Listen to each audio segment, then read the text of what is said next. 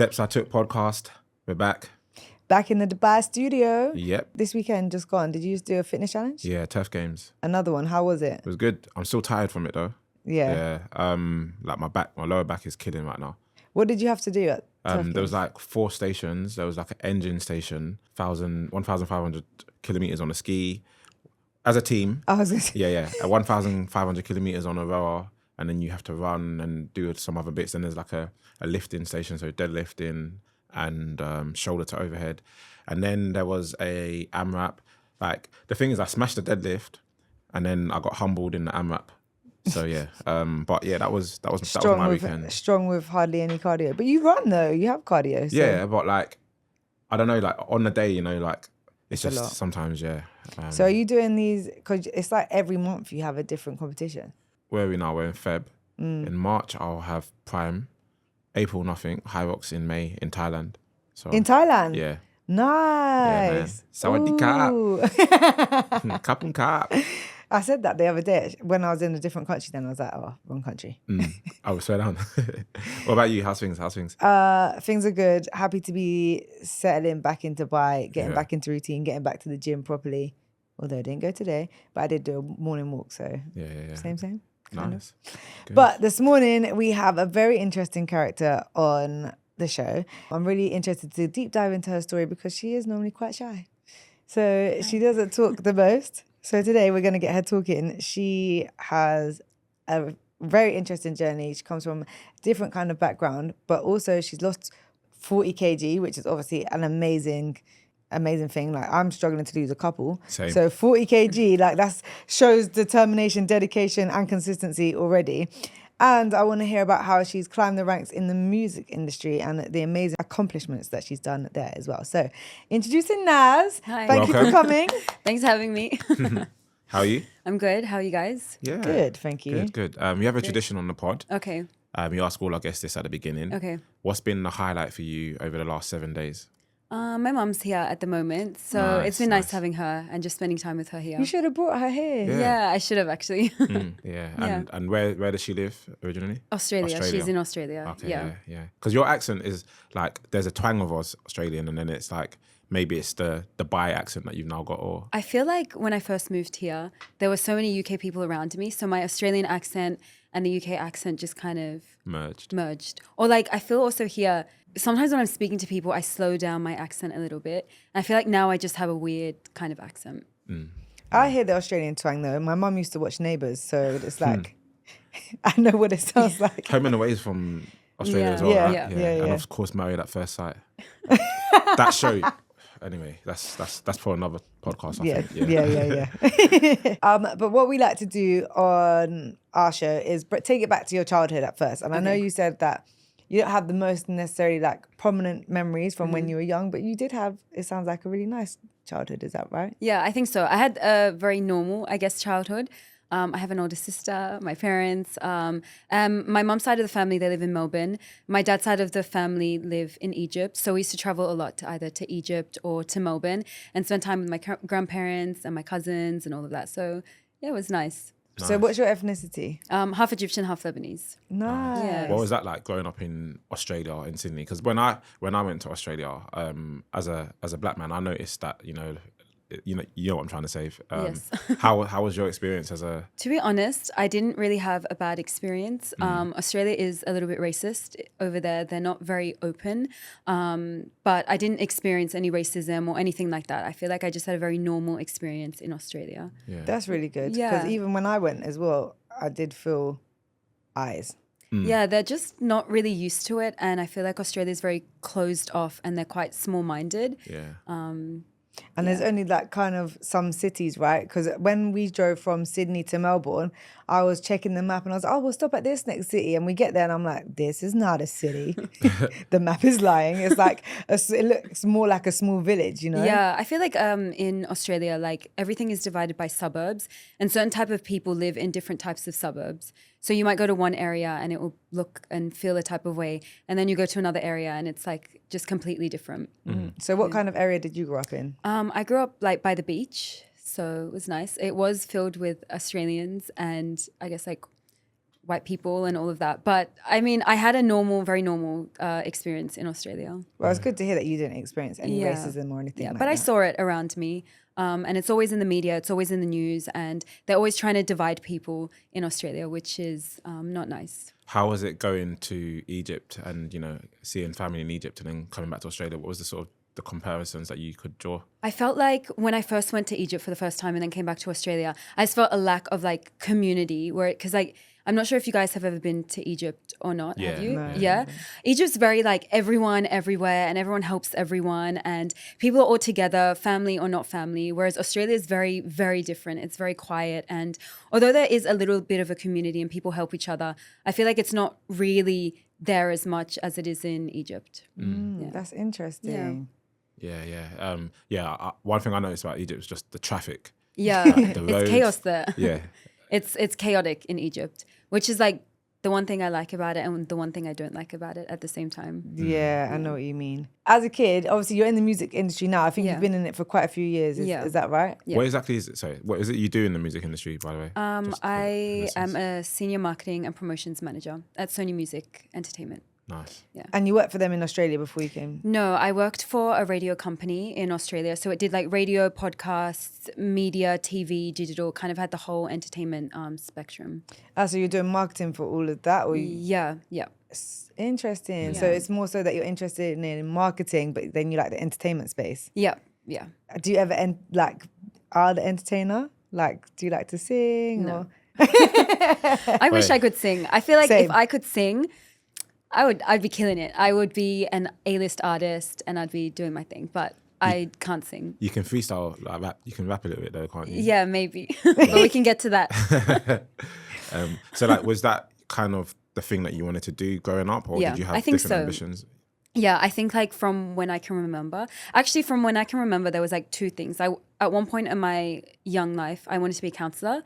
And then I also had such an interest in music and entertainment and media. And then that's the kind of road that I went in.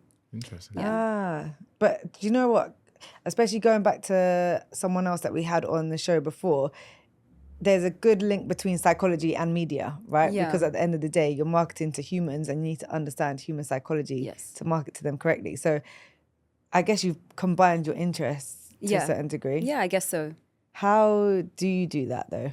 In like, how do I market or how do I combine the How do you interests? combine them? I feel like I really like to observe people and read them, and then I like to cater to them. So I feel like one of my biggest strengths, like in my job or just in general, is really understanding and getting into a person's head and then being able to tailor whatever I need to tailor to work for them, rather than it be the other way around, rather than me selling a product or having, music or whatever it might be, and just pushing it amongst someone without really understanding them as a person. That's a really interesting way to put it. Yeah. And with, I guess, so now you're at Sony, but prior to that, you said you were part of a radio group.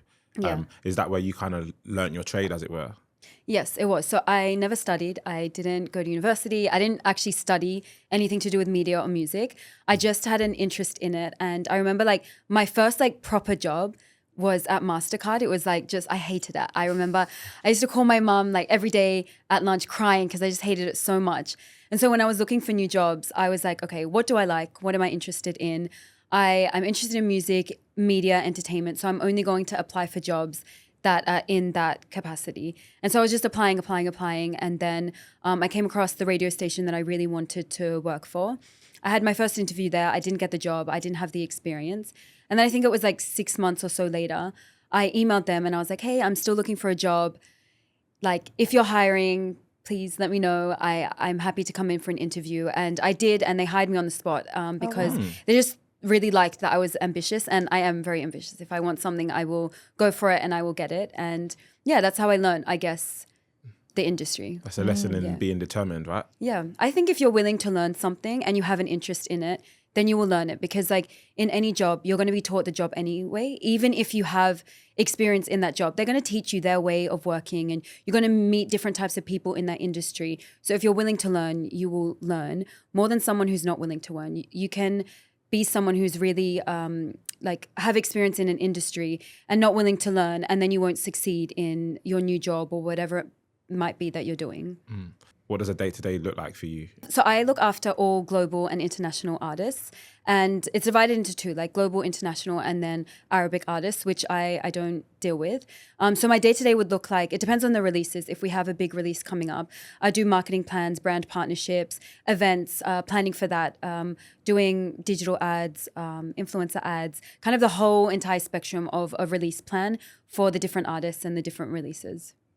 Wow, that's that's a lot. Yeah. So did you study in marketing as well, though? No, I didn't actually study at. Oh, you didn't go to university at all? No, I didn't go to. This I is did, amazing Yeah, because I did, your role now is a director. senior marketing, but Still. yeah. Senior, yeah. Yeah. But I guess it shows you as well that, you know, there are other routes towards, you know, getting to where you need to be, you know, Yeah. rather than the traditional kind of go to university. Especially being in Dubai as well, where depending on what like trade license people are on, not having this fancy document that says you've been to study for 3 years means that you can't have a certain title on your visa and things like that. But it's really nice to hear stories like yours where actually it's not just about what you study. What I study doesn't really have anything to do with what I do today. Yeah. But it means I can have a different title if I'm on a mainland visa, which kind of feels a bit unfair. It is unfair, and Australia's not really like that, and that's why I was able to just do what I wanted. So studying is important, and like if you have a degree, then it probably gets you maybe further. But my experience in Australia wasn't like that, and I guess I got lucky, even though I don't really believe in luck. But I feel like I was just put in a position where I was able to like learn on the job and then take that with me into whatever else I wanted to do. And with you mentioned like there's kind of two channels, like Arabic artists and non-Arabic artists and stuff. With the music like scene out here, because to be honest with you, like as someone who's been in the music industry in the UK and then moved over to Dubai, I definitely noticed a difference in the music industry in terms of, I guess, like back in the UK, I was on radio and, you know, like there was loads of sort of, you know, open mic events and, you know, like there was like grassroots music stuff happening and initiatives. Whereas in Dubai, it might be going on, but I'm not aware of it, you know. Yeah. So is it like more challenging to market music out here in this market? Yes and no. So it definitely does happen here, like all the things you're saying. It's just more Arabic, I would say. There's a huge focus on Arabic music, and it is an Arab country. And for us in specific, we look after like the 14 Arabic countries. So we look around. We look after the whole region. But in Dubai specifically, there's definitely a scene for it. It's just very skewed towards Arabic because they want to stay true to their roots. And there's so many Arabs here as well. But it is a little bit different to market here, not because of the Arab scene, just because there's so many different types of individuals here. So if you were to think of like the UK or Australia, I feel like most people are quite similar. Like you have a similar upbringing, you like similar taste of music. Everyone is kind of the same. Whereas here, like everyone is so different. So when you're marketing something to like or music to everyone, it's a little bit different because everyone is very, very different. Like you have a group of people from all over the world. And it's not like one shoe fits everyone. Whereas other countries, I feel like you can kind of make it fit to everyone. Yeah. It's so interesting to me hearing about how obviously you know so much about marketing, but then not studying it. And like you said, obviously I do agree that studying is important, but how did you learn so much other than just being on the job? You obviously were able to talk your way in because you want to learn. So what other things do you do to make sure that you are aware of everything you need? Well, now I have like a certificate. Like I have furthered, like I have done courses and studied. But I think just researching and having a curious mind about like how to market and what to do. I also feel like it just kind of came naturally to me. I feel like I'm naturally really good at it. It's something that I really understand and it clicks with me so well. So I feel like that as well. Yeah. Because it must constantly be changing, like algorithms on you know, social media platforms are changing, the way in which consumers are like, you know, digesting information is changing. And so I guess you're constantly having to keep on your toes, right? Yeah. And like traditional marketing, it's like still very valid, but it's not like most of the things happen online and it's always changing. Like trends are always changing, user habits are changing. And so if you don't keep up with that, even if you've gone to university, if you're not really keeping up with what's happening right now, then you might fall behind in your plans. I guess that's the same in any industry as well. Yeah. How do you keep up? I don't feel I keep up. I don't keep up with yeah. new trends and stuff like that. How do you? I feel like because I'm in the, like, it's a part of my job, that's how I keep up. But like, is there certain things that you should follow on Instagram or different social media channels, or even like keeping up to date with news and things like that? There's not like specific things that I feel like if you're online, you would see it. If you're online and you're kind of curious about it, or you're looking, you would kind of understand different trends that are happening. You would just see it. I don't know if maybe that's not the answer you were looking for. I don't know. For me, there's not like a specific channel that I use to gather my information. I kind of just look for it and it's out there. Yeah. I hear that, like, because for me, I think as well, sort of, just by like default being on Instagram, algorithms push certain things to you, if you're following certain things. But yeah, like, that's it. I don't think I'm following the right things. Yeah, but well, it depends what you want to I follow. want to digest. Yeah. But it's interesting because, like, for example, I don't really know what's happening in, say, the UK news anymore. When I lived in the UK, it was all around me on the TV or wherever. Whereas I think because now I don't watch UK TV and I don't follow, say, UK news channels online, I'm sometimes oblivious to it. So I do get, how like you can still be online and if you're not necessarily plugged in to that thing, that it might, go past you and stuff. Literally. Yeah, sometimes it just goes over your head. So within like the music industry and Sony Music out here in Dubai and stuff, is it a mixed sort of demographic in terms of male to female, or is it heavily male dominated, or is it more skewed towards women? Or I feel like it's quite even. It really depends on like what I'm looking at. If I'm looking like as a general overall, then yeah, I would say it's quite even, it's quite balanced. But if I'm looking at it for an specific artist, then that will depend on the artist and then their user base, like who listens to them, if it's male, female, age range, and all of that. Yeah. But I feel like it's quite even. Yeah. And then you as an Egyptian Australian living in Dubai, what's your experience in the working environment? I have a great experience. Yeah. I mean, I can speak Arabic, I can understand it, but I can't read or write it, and my speaking is not that good. So I would be like, I'm an Arab, but not an Arab, if that makes sense. But I have a great experience in the working field here. But it's good that you can at least understand and speak to a certain degree. So if anyone's talking, about me and they don't know. Is that like when you're in an elevator or a lift and then they're like... It actually happened the other day. I was just at a random place and like someone was waiting in line and me and my friends maybe were taking a little bit of time. And so they said something. I think they didn't realize that I could understand them. So I hit them with the Arabic back and they were a bit shocked. See, I wish I could speak Arabic, because the amount of times I've heard people speak Arab, like there was one time I was in a lift and like they were speaking Arab, but then they said lighter. And then I was like, why would they say lighter?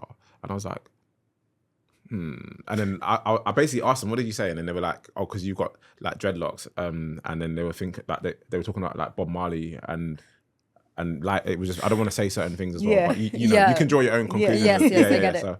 But I feel like sometimes like you probably just had a feeling as well that they were maybe talking about you or whatever. Yeah, I would like to learn Arabic, to be fair. So it's definitely on my priorities list. Yeah. I feel like it really has its perks here in the country. Like we can get by speaking English and it's all around us and it's fine. And like you don't necessarily need Arabic, but if you do understand Arabic and you can speak it and read it and write it, it will really it will help you so much in anything that you're doing. So with your job now as well, do you travel around the GCC? Like you said, you look after a lot of countries. Saudi. I go to Saudi. That's about it so far. We had our last conference in Bangkok, which was really nice. Yeah, because we're part of like Asia. So Middle East is under Asia. So a lot of the things that we do are related to the Asian countries as well. Nice. How come you only go to Saudi? That's just like Saudi is one of our biggest markets and it's our focus and it's growing. So all eyes are on Saudi. Okay. Yeah. It makes sense. Yeah. What would you say to someone that's listening right now that, like I said to you, like I've come to Dubai and I'm in the music industry in terms of event space and stuff. And I feel like there's not that much happening in terms of like, I guess me being exposed to local talent. What would you say to, say, a local talent that's listening now and wants to kind of get their music marketed in this region? I would say to just put it out there and make as much like noise as you can. So I feel like the industry here is separated into two, and there's like the Arabic, maybe three. There's like labels and like the industry within that, and then there's also like the Arabics, and then there's also maybe like the Westerns. And I feel like they're all very divided. And I think like combining all and coming all together is probably my advice. How would someone do that? I think just being out there, like not sticking to one niche. Like if you're from the UK and you're an artist and you want to break into Dubai, like the UK is it's just a dot within Dubai. So breaking out and going to like industry events that are maybe not UK centric, or industry events that aren't necessarily around your type of music, and seeing who you can meet and seeing what type of music and artists are out there, and then like networking with them and seeing what else is out there. Because I think like the more you stick to your own kind of music and your own type of group of friends or your own bubble of things, you don't really get to see what's out there. And there's so much out there that's happening in the music industry. Nice. Yeah, that makes sense, to be fair. It's interesting that you say as well not to stick to a niche, because most people in marketing are like, you must have a niche. You must, like... Yeah, I mean, I don't know. Like my personal opinion is like, we don't really need to be put in a box. Like, and your mind can change about anything, and your thoughts can change, and you can just change, and you're allowed to. Like, we don't really need to just stick to something. And just because I might tell you like I'm a certain person, it doesn't mean that I have to be that person. I can also try to become a different type of person if I want to, and see if that fits me, if I like it, if I don't like it. If we just stick to a box or a certain way of doing things, especially because someone said, then we're just going to stay the same, and we're not going to change or do anything or be anyone different. And I feel like there's nothing wrong with changing your mind about something, or deciding that you don't like something anymore, or you want to be someone else. Like, we're just humans. Like, it's okay. Yeah, it's refreshing to hear someone, especially someone from the marketing world, say something like that. So when it comes to your artist then, and obviously, especially maybe a bigger artist that has their, let's say, niche, and they're known and they're liked for a certain kind of thing, if they come to you and they're like, I want to kind of switch it up, how do you help them to change lanes? It really like, I think really understanding what they want. Understanding like what's the outcome, what they want to do, and then try to find a balance between like who they are now and who they want to be, and have a little bit of a transition. So I think with an artist, like if you're really established and you have a fan base, you also really need to care about that as well. It's not like you can just disregard it and then do a full like 360 and go the other way. 180. 360 is like you get what I mean, right? Like I feel like you just need to kind of transition and balance between the two. And I think my advice would be like, maybe you might lose a bit of fans, but if you want to transition into something new, you'll gain a different type of audience as well, and then the two will exist together. And I think really just understanding that and then seeing how we can move forward in that would be the best way to move forward. But at the end of the day, with an artist, like, they are the artist and we are there to help them. It's really all about them. And so what they want, we will help them with it. What are some of the highlights of your career so far? I think like some of the highlights is being able to interview or meet some of my favorite artists. Like I did an interview with Davido, also Chris Brown as well, which is like my biggest highlight in my job. Or just being able to put on, we did like Robbie Williams a few months ago on Burj Khalifa. You're doing things like that on a really big scale is a highlight, definitely. Yeah, really fun. Yeah. Also, I feel like on a smaller level for me is being able to like run events and competitions and like give fans opportunities to meet their favorite artists. I feel like that's my favorite thing, and like calling them and being like, you won, and they're really excited. And yeah, I love doing that. Your face is lighting up when you're talking about that. Yeah, because it's so sweet. They really get so excited, and it's something that like I'm able to offer them and like just kind of give them an experience that they probably thought that they would never have is my favorite part about what I do. That is a really beautiful thing, to be fair. I want to sort of segue a little bit onto your journey of losing 40 kg. Yeah. Like we said at the top of the podcast, like we're struggling to lose 2 kg. Yeah. Like, what is like? Talk us through your mindset to be able to do that, and I guess what sparked that off, and the journey around that. Yeah, I feel like when I was like in my teens, younger, I was very overweight. Just very big, but I was quite confident, and it's not that I didn't know that I was overweight. I don't know, it was just me as I was, until like one day I kind of saw a photo of myself, and I was a lot bigger than what I thought.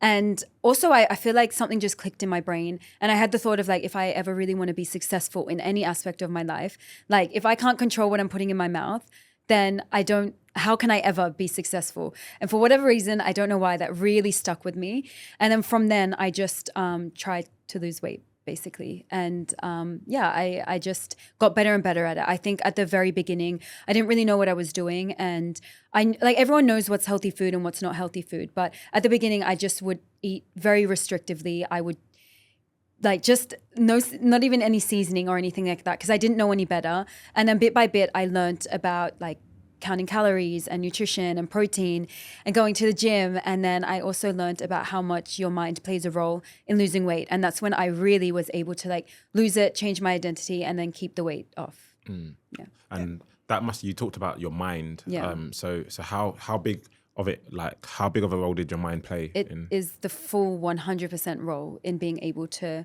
lose weight. If you're not able to control your mind into doing what you know you should do rather than doing what you feel like doing, then even if you accomplish it a little bit, your mind will just put you back right where you started, because you didn't change who you were, or you didn't change like your identity around whatever it is. And that's like related to weight loss or any goal that you have. If you like, your mind is used to you being at a certain way of living, and regardless of if it's serving you or not serving you, that's how your mind is used to it. So once you try to change, and so for example with losing weight, once you try to lose weight, your mind will try to pull you back down to what it's comfortable with. But if you know that what you're doing is healthy and what you're doing is for you to lose weight, then you need to push through and tell your brain what to think and what to do. Eventually that will become your new normal. But if in the process, if you don't manage that, then eventually you find yourself losing weight and then going back to the way that you were, because you never actually learned how to become someone who is healthy and fit and eats well and makes the right decisions for themselves. Did you come to that realization yourself, or did Yes. you kind of, like read about that and Both, I practice think. it sort of? I think both. I think like I'm very like I've always been someone very headstrong. So like if I want something, I'm going to get it. I've been like that as a kid. So I did kind of have that within me. But along my journey of losing weight, I learned about psychology, and I learned about how our brains actually work. And then I applied it, and it changed my life. And I feel like it helped me get like anywhere I wanted in life, just because I lost weight. Yeah, I was going to ask you, because you had this mindset shift, was that before going into the radio station, like, hi, give me a job? And then even having the confidence to come back 6 months later, a lot of people don't have the confidence to go up in there in the first place, or definitely not to have the confidence to write to them 6 months later, like, I still want to be there. Yeah. I think like I was still overweight when I was applying, but I feel like it was when I was planting little seeds in my head. So I feel like around that time was the time that I was thinking of becoming better and very motivated to kind of get my life together and have the life that I wanted, rather than kind of just live a life that wasn't serving me, which was what was happening at the time. I hated my job. I was so negative. I was so angry at life. And then I feel like bit by bit, I slowly started to change that. But when I started really losing weight was when I feel like my life completely changed, and I was a different person mentally. At your heaviest, how much did you weigh? Around 100 kilos. Okay. Yeah. And now? Now I'm at my lowest, around 50 kilos. Wow. Yeah. Wow. Yeah. You are small as well. Yes, I'm short. I'm not even going to say how much I weigh now. I mean, I feel like weight doesn't really matter. It's true. Yeah. Like, I never really care about how I weigh. I just care about how I look like, and then How you feel. Yeah, how I feel, and if I want to like grow muscle in certain areas or shape my body in a certain way, it doesn't really matter what the scale is, as long as I feel good and I look good. Yeah. Definitely. Definitely agree. It's so interesting hearing like how your mindset shifts. And obviously you have had this big mindset shift, and it's been a number of years since that transition happened. But do you ever find yourself like the young Naz, like trying to pull you back sometimes? And if you do, how do you navigate that? Yeah, I do. I definitely.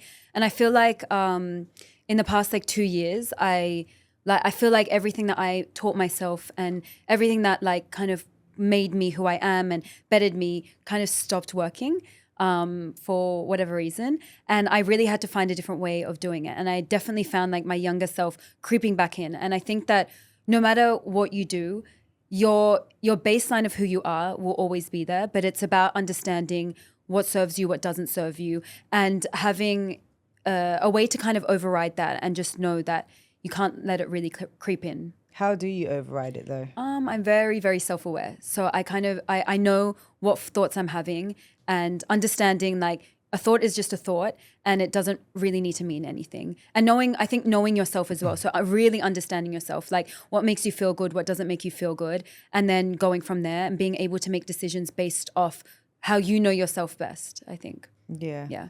I think that is definitely helpful because everyone is talking about self-love and self-worth and you gotta love yourself. And I'm saying it like that, but I 100% agree.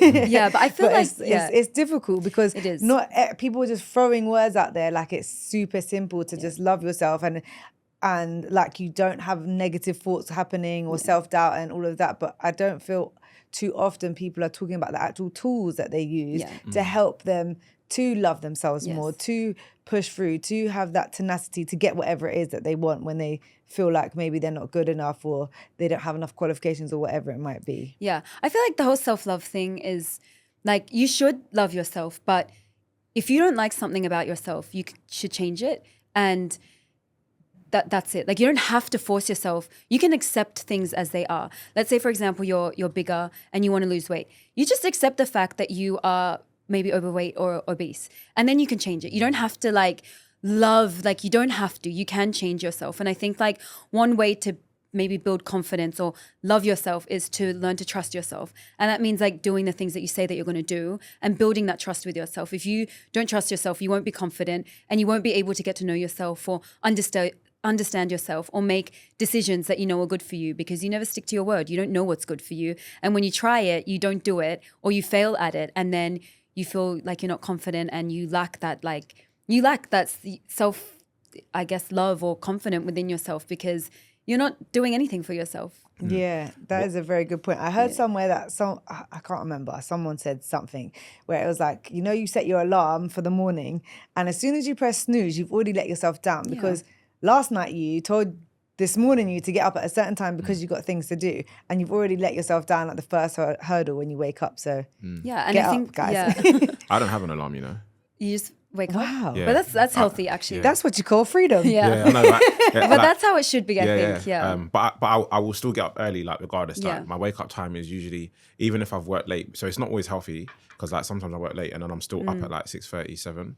Okay. But I think now my body's conditioned to know that I want to get up and train in the morning, first thing. And it used to be a struggle to get. I think as well, being in this climate is a lot easier. Like in the UK, it's cold, so it's harder to get out of bed. Whereas here, it's just like, like why would I not want to get up? You also like can decide what something means to you or not. For example, like you don't have to get out of bed early if you don't want to, and you can make that decision, and then you can calm down and not feel this like anxiety of letting yourself down all the time. If that's something that's not really important or necessary in your life. I think like we put so much pressure on ourselves that we have to do something a certain way or we have to do it. But like, who says? Like, just make the decision and stick to it. If you know that waking up early is just it's not going to happen and you're always going to let yourself down, then give yourself the freedom to just let that one go and focus on other things that will amplify your life in a different way. Because it's going to hold you back more than you realize.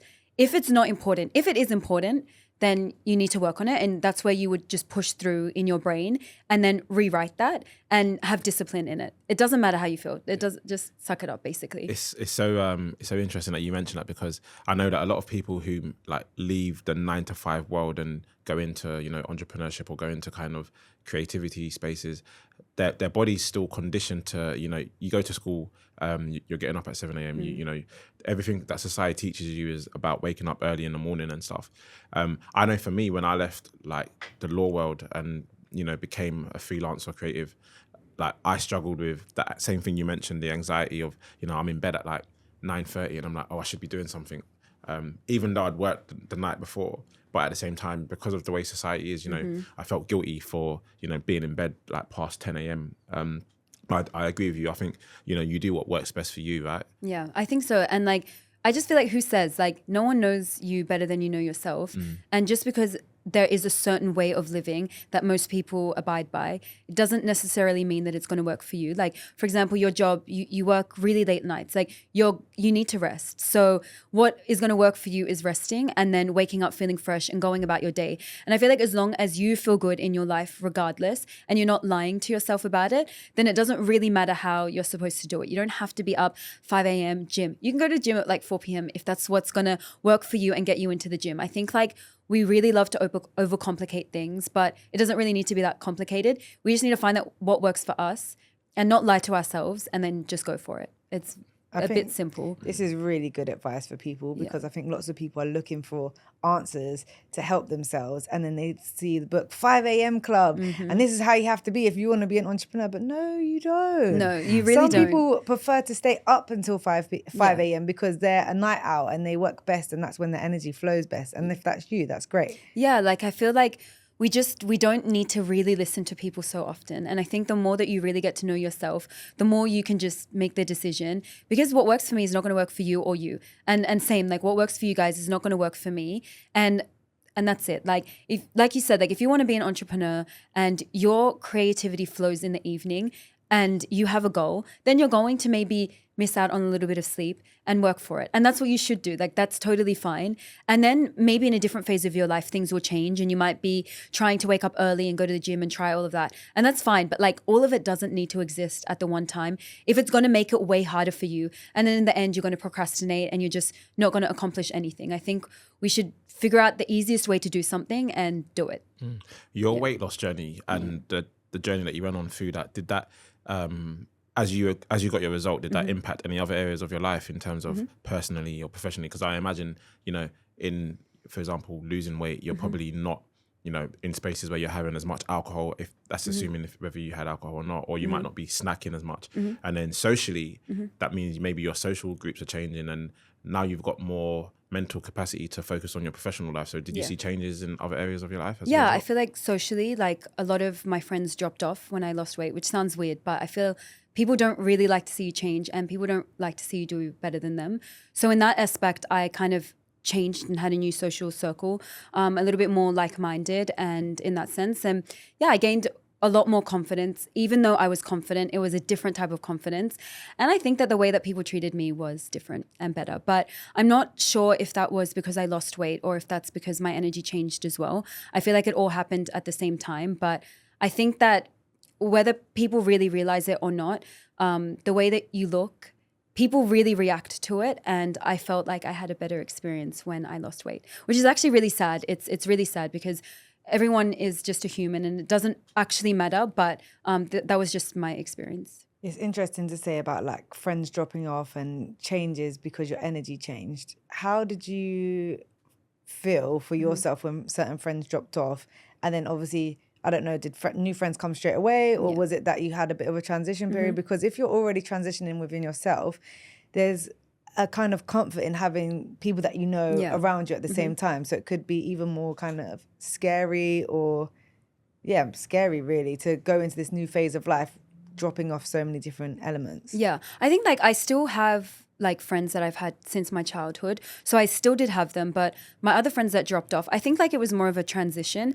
And I think that I was in a phase of my life where I was just so sure of who I was and what I was becoming that I didn't really feel, I just felt like, okay, like this is it. I think at the beginning, I felt a little bit sad and I didn't really understand why I was being treated in a way that whenever I was doing well, they would try to bring me back down. But the more I just understood that maybe I'm triggering something that within them, their insecurity, I just didn't really care. And then I was totally fine with losing those friends if they weren't going to meet me where I needed them to meet me. Yeah, that's fair. Yeah. I also think as well, like to flip it onto now their perspective, like they were friends with me when I was a certain type of person and I'm not that type of person anymore. And it's not about looks, it's more about personality. So I also probably, when just two different people now, they're not, the same person that I met and I'm not the same person that they met as well. And I think that it's okay. Yeah. Some people are here for a long time and some people are here for a short time. Yeah.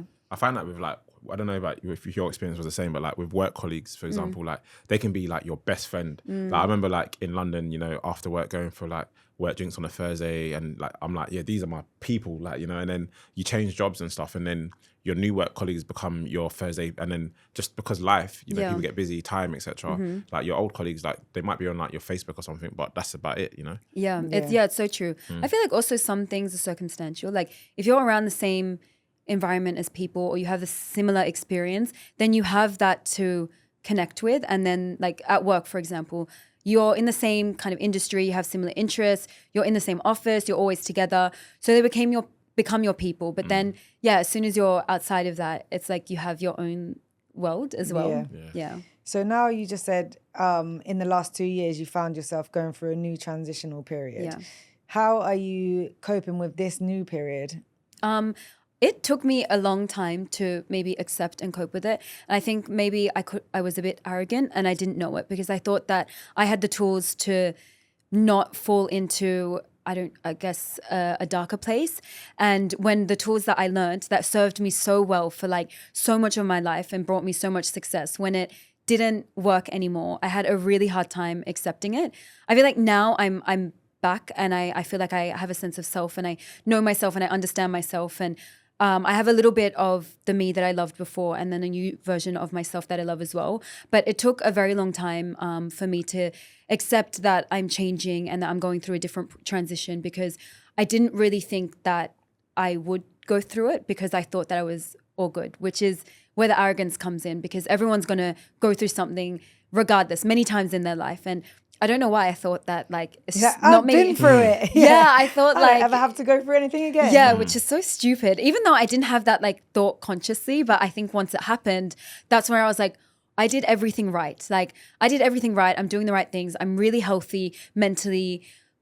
How could this happen? But it can happen.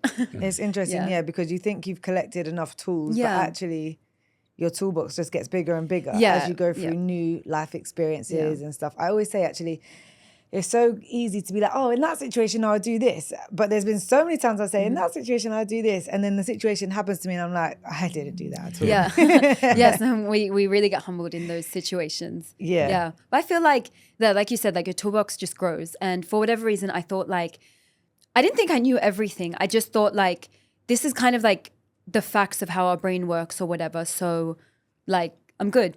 It doesn't work like that. What sort of tools are you using to kind of, navigate that? I think I've always been very harsh on myself, and I'm not as harsh anymore. And I think like that was one thing that I really had to learn how to do. And that's a tool of being able to now like coexist with the good and the bad. Whereas previously I felt like I was always more skewed towards like good, and things were going well and things were more like positive and all of that. And that still exists, but now like it's okay if the other side exists as well. And it doesn't really need to mean anything. And I think being able to just let myself breathe and give myself grace in a time where I really need it is something that I learned. And that's like the biggest thing that I took from, I guess, everything, which I didn't have before.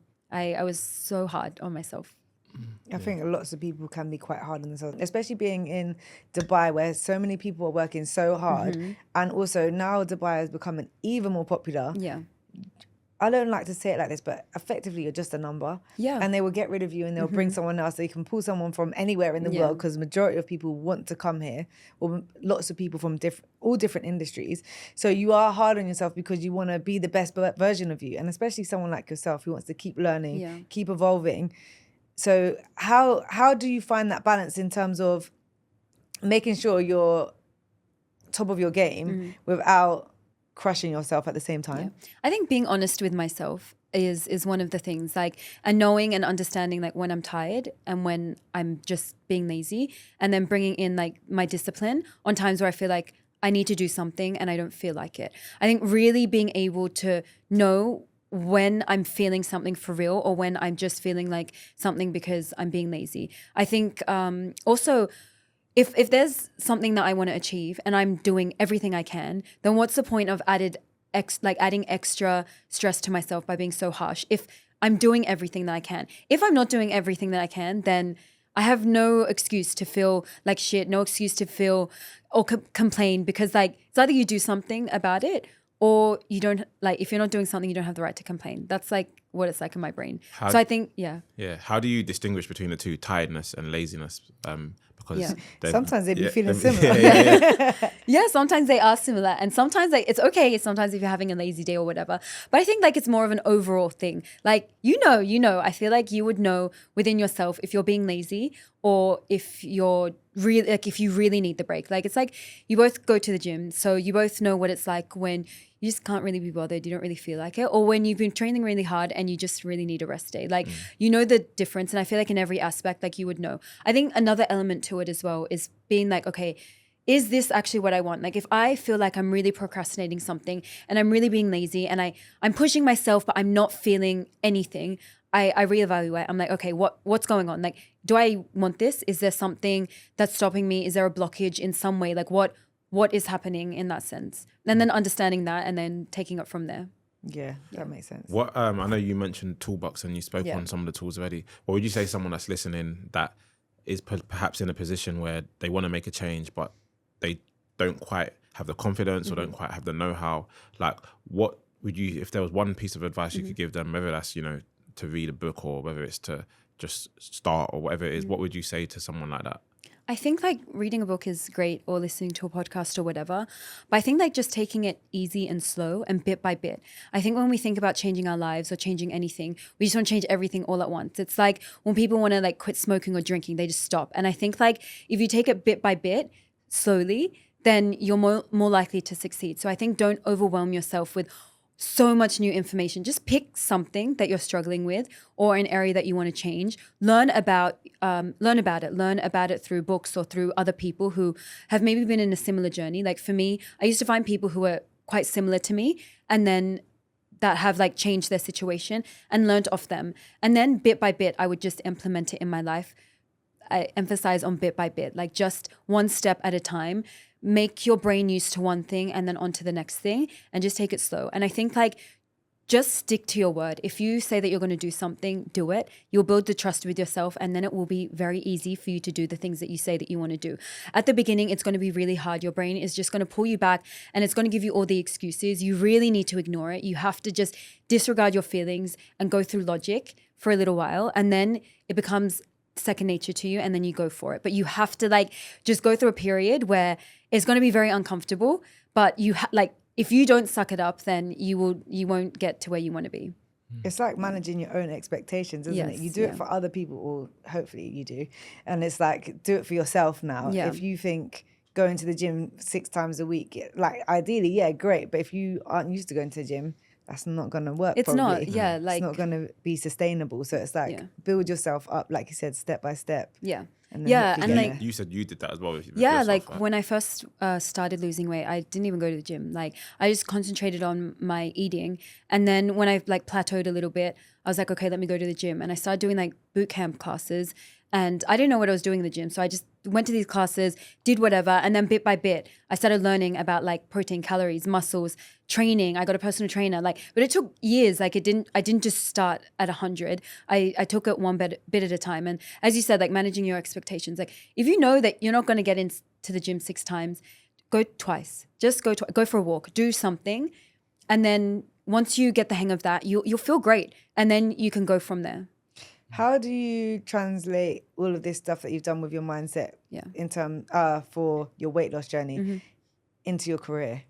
I think like same tools apply into career, into anything. Like do what you say that you're going to do and build trust with yourself. I also think like one thing is maybe don't listen to other people as much. You don't really need to tell people or ask for too many different opinions and learn for yourself, get to know what works for you better and then go from there. Obviously like industry professionals are professionals for a reason and learning from them the best tools in anything is great. Take it and then learn for yourself as well and put together your own idea of what it is that you want to do and go for it and have the confidence to do it. I think just push through the discomfort of what it is that's trying to hold you back and go for it. And I don't think it really matters if you don't like succeed at the beginning, just go again and then you'll get there. Who cares if you fail? It's not really a big deal. Like if you try something and you don't succeed, like at least you tried. It's better than not trying at all. And I know that's very cliche, but I think like we get so scared of failing of something that we just don't do it. And I think that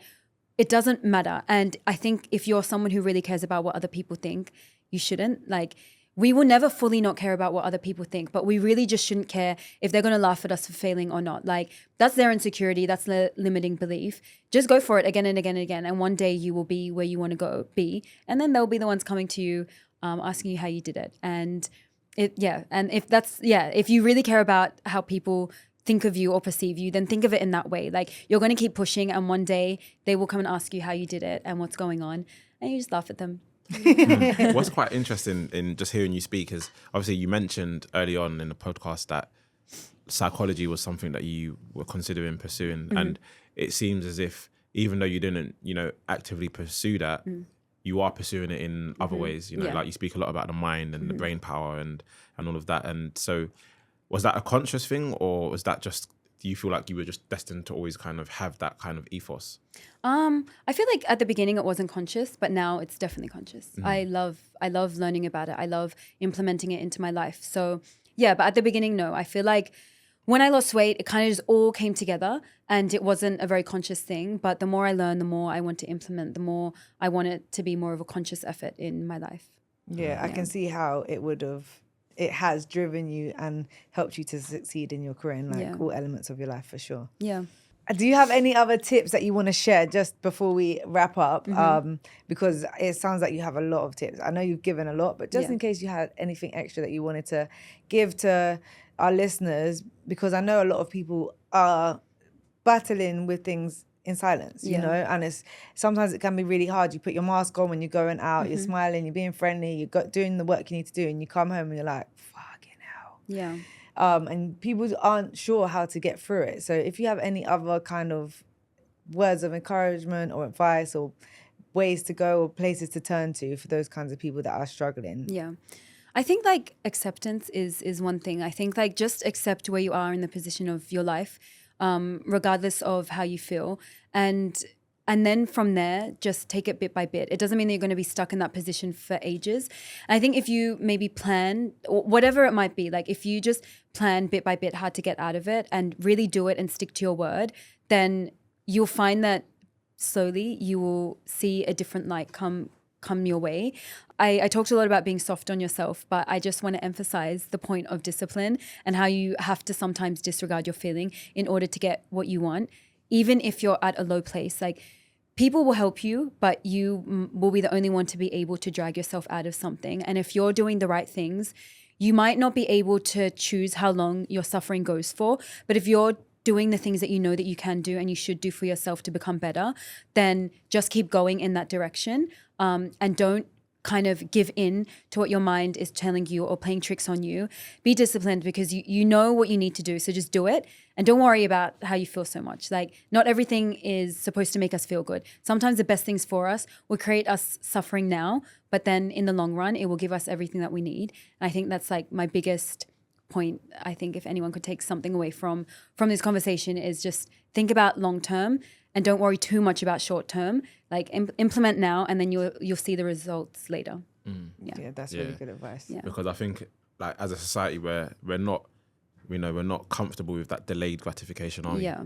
And this world right now is not very designed for it. I think like at any moment you can pick up your phone, you can get any dopamine hit, you can get anything you need right now. And when we're becoming very used to just getting anything that we want right now, but it's not how the world works. It's also not how our brains are designed. Like our brains need to work for things, and that's how we thrive. Like we need to put in like effort and get a reward. And I think like really remember that that's how our brains are literally designed. So don't worry if you're struggling now, but doing the right things that you need to do for yourself, because it'll come later and you'll feel great later. And then you will make sure, like by doing these things, you'll make sure that your comfort levels and your peace is prolonged, rather than having peace for just a little bit and then suffering and then peace for a little bit. You'll find that maybe you'll suffer for a moment in your life, but then the comfort and just like being very satisfied with your life will last for a very long time. And then maybe like, you know, it's life. So you might get a hit later on, but that's different. Like what I've recently experienced. Yeah. But I mean like, but your baseline will be a bit more content, and that's the aim. You want to feel good in your life. You want to feel good. Everything that everyone does is so that they can feel good. And we might not feel happy or like these highs all the time, but at least like your baseline will be comfortable and content. And that means you might need to suffer a little bit to get to that. But then you have that baseline. So even when you're not feeling good, you're still good. Yeah. Life is definitely a roller coaster. So Yeah, it is. the baseline is kind of like the strap. Yeah, it is. And it will help you. It will help you to not maybe fall into a really deep place and not be able to get out and make bad decisions for yourself and then like dig yourself into a hole a little bit deeper. Yeah. Yeah. Do you ever like have like days or moments where you regress? In like Let's say taking, for example, I guess your nutritional journey, for example. Because it sounds as if like, you know, like you've just got it nailed. Yeah, no, I love food. Yeah. I really love food. Yeah, and also like you have to have balance. So yeah, I'm not 100% to my plan all the time, and I feel like these days I do have it kind of covered. So I don't need to be as strict anymore. I don't need to do all the things that I used to do. But that's what I mean when I say like build up the tools. Struggle for a little bit, it will serve you in the long run. Like, I don't really need to count my calories as much anymore. I don't need to weigh my food anymore. I don't need to like track what I'm eating. I don't need to track everything because I am now who I should be to be able to maintain it and sustain it. Whereas, yeah, previously I wasn't like that, so I need to do it. But now, like, I can look at like 125 grams of chicken and I know just by like eyeballing it how much that is and how much protein it will like have in it. So yeah, I don't really need to do all the things I used to do. Yeah. But I eat, like, I do eat what I want if I feel like it. I just now know like how much to eat and like, I just know better. Yeah. Yeah, that's the thing, isn't it? Just knowing better for yourself and doing better.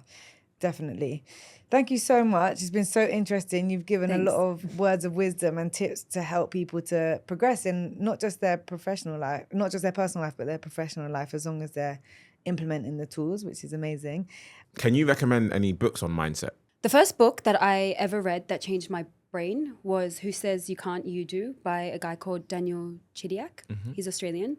That like changed everything. I feel like these days in the book, it's very, what he's saying is common knowledge. I read that book in like, I don't know, 2012 or something. I would recommend, there's a podcast called the Unfuck Your Brain podcast. Really great. It is very skewed towards women, but I feel like if you just take that element out of it, she talks about your brain and how like your brain actually works, which I really love. Also, everyone knows and loves Diary of a CEO podcast. So I feel like that one, depending on who is on there, there's a book called The Untethered Soul. There's another one called The Surrender Experiment, which I really recommend. It's a bit spiritual, but it's also mindset. I'll just add one who I absolutely love, the Mindset Mentor, Rob Dial. I love him because if I'm having a day where all the tools in my toolbox, it's not to say that they're not working. I just don't want to pick them up some days. So I'll just put on the Mindset Mentor. Some of his episodes are like 19 minutes. Yeah. So it's like a quick bite of information which just kind of puts some fire up your bum when you don't have any for yourself. Yeah. Yeah. I feel like I recently listened to a podcast about dopamine, which I'm going to bring up because I really loved it so much.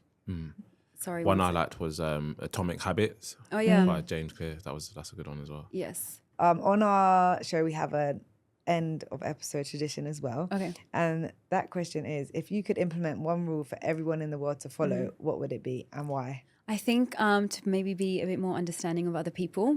Because I think that especially now we live in a time where everyone is just a bit too judgmental and you never really know what someone's brain is like. Like, you just don't know. Like, they've lived their experience of life and they look at life in a way that is suited to them. And I feel like there just isn't really a right or wrong. Like, what's right for me might be wrong for you, but it doesn't mean I'm wrong and you're right. It just means that what's right for you is right for you and what's right for me is what's right for me. And I think that if we as a collective of humans understood that, then things would be way more peaceful, and we'd also just find peace in general within ourselves and with other people.